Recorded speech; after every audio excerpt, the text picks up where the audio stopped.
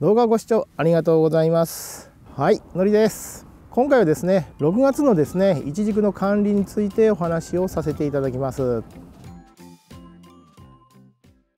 6月のイチジクですね、今どんどん葉を転葉させていきまして成長し続けております。転葉的に言うと、6枚目から7枚目に差し掛かっているかと思うんですけども、ちょうどその頃、この頃がですね、昨年の秋からですね、貯蔵してきた、いわゆる蓄積してきた養分を使い切る時期が6月になります。なのでこの先成長していくためには肥料ですね、栄養が必要になりますので、これからはですね、しっかりした追肥が必要になります。まず1つ目の管理としまして、追肥ですね。即効性のある肥料の追肥をお勧めいたします。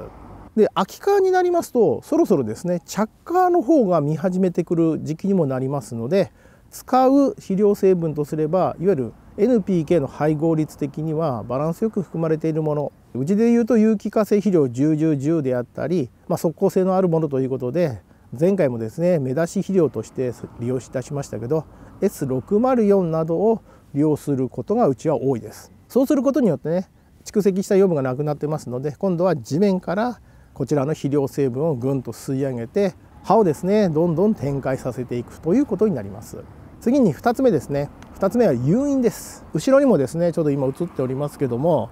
成長していきますとどうしても実が着火していきますとどんどん重くなってきます。6月の段階では、実がついて重くなって何て言えばいいんですか、倒れてくるということはないんですけども、やはりですね、イチジクはどうしても実の重さに耐えられなくなってですね、倒れてしまいますので、誘引作業の準備が必要になります。枚数的に言うともう10枚ぐらいになる前にうちも誘引作業ということで、こういう感じでですね、ちょっと見えるかな、これ誘引の用の紐が上からぶら下がっておりますけど、今ですとまだ1巻き2巻きぐらいそれだけでいいんですけども、誘引作業というふうにしていきます。こちらの方はですね、今からスタート、6月からスタートをしていく状態になりますので、もう8月、7月ぐらいまではずっとですね、巻き数が足りなくなればどんどん巻いていくという作業が必要になりますね。誘引の方はですね、これ畑でやってる場合ももちろん必要になりますし、鉢植えでプランターでやられている方もですね、必要になりますので、その場合はですね、支柱ですね、竹とかイボ竹を立ててそちらの方に沿わせるようにしていただいて誘引をしてください。でその際ですね、紐をきつく締めないでくださいね。どうしてもね、枝はどんどん太っていきますので、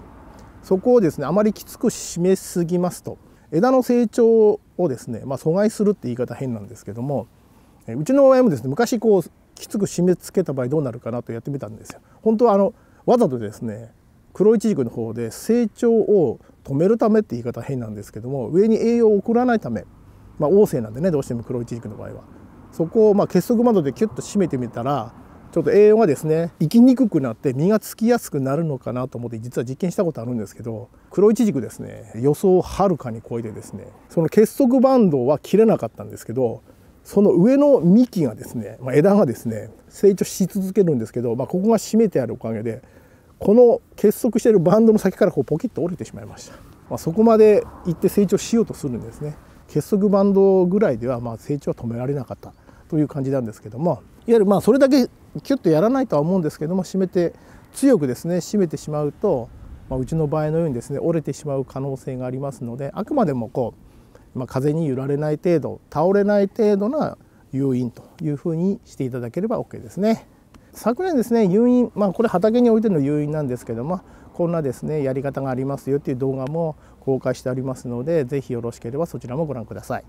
次に3つ目ですね。そろそろですね、害虫が出てきます。害虫、これカミキリムシもそうなんですけども、イチジクの場合はアザミウマ、スリップスが非常に問題になってきます。でうちの場合は5月の下旬から6月にかけて1回目のアザミウマの消毒を行います。で1回目っていうのは長期に効く殺虫剤ということで、推奨されているのは、オルトランもしくは JES と。基本的にすみません、オルトランと JES って同じものだと思ってください。いわゆるオルトランのジェネリックが JES というふうに理解していただければ OK です。価格的に JES の方がお安いので、うちはJES を使っていると。通常の農薬と違いまして、 JES、オルトランはですね、根から吸収されて木全体に対して効くような、農薬という状態になっております。いわゆる散布してなんかついて効き目を出すというものではないので、いわゆる効き目が長いんですけども、収穫のですね、確か80日か90日ぐらい前だったと思うんですけども、そのぐらい前にもう撒いておかないといけないというものになりますので、今一番最初に撒く殺虫剤という具合になります。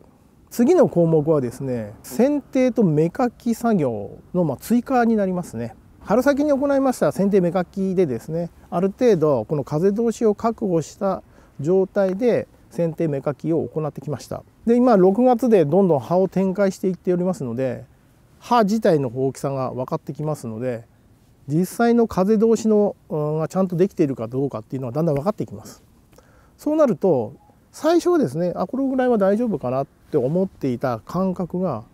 ちょっと意外と狭いなというふうに感じてくるところも出てくるはずです。その場合は今のうちに間引くということで追加の剪定、追加の芽かきというのを行ってください。人間ですね、どうしても着火してしまうとその辺ってやりにくいですよね。それすみません、私も同じなんですけども、せっかくついている実、秋になると収穫できるよねと思ってしまうんですね。当たり前ですけどね。でそれがこう2本並んでても、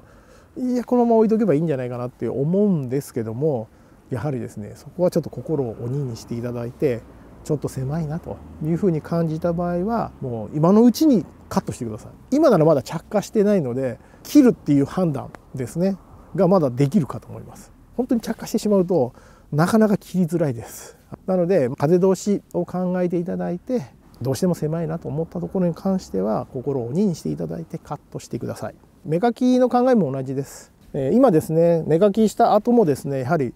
イチジクはですね、栄養の吐き出し口が欲しいためにいろんなところから新しい芽をどんどん出していきます。なんですけども、それを放っておくとやはりどうしても芽がどんどん成長してきて枝になってきますので、せっかくですね間引いて栄養を集中させるためということをしてきましたので、それを無駄にしないがためにもですね、新しい芽は出てくるんですけども、その辺は適宜落としていくという作業が必要になります。次にですね、水やりです。私のように地植えでやっている方であればそこまで気にしなくても大丈夫です。よっぽど乾燥している場合はもう水をやらないといけない。いわゆるイチジクの葉の状態を確認して水を欲しているなと、いわゆるしおれてきて明らかに水不足になっているなっていう場合は灌水はしないといけないと思うんですけども、鉢植えプランターの場合はですね、どうしても保水できるですね容量に限りがどうしてもありますので、この辺は注意が必要ですね。どうしてもイチジクはですね、葉が非常に大きい植物になりますので、水分のですね蒸発量が多いので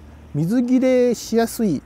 ゆる果樹植物になります。毎朝確認していただいて、プランターの土が湿っているかどうかっていう確認をしていただいて、乾いてきているようだったら水をですねあげてください。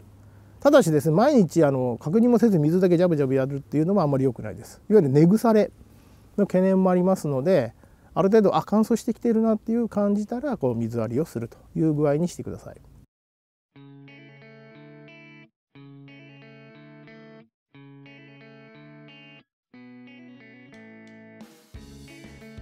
以上ですね、6月のイチジクの管理について説明をさせていただきました。今ですね、気温もですねどんどん高くなってきておりますので、外作業っていうのはですね、熱中症を気にしつつですね作業を行ってください。体をですね壊してしまってからでは意味がありませんので、その辺は無理をなさらずに皆さんもですね作業していただいて、秋のですね美味しい実をですね収穫をいたしましょ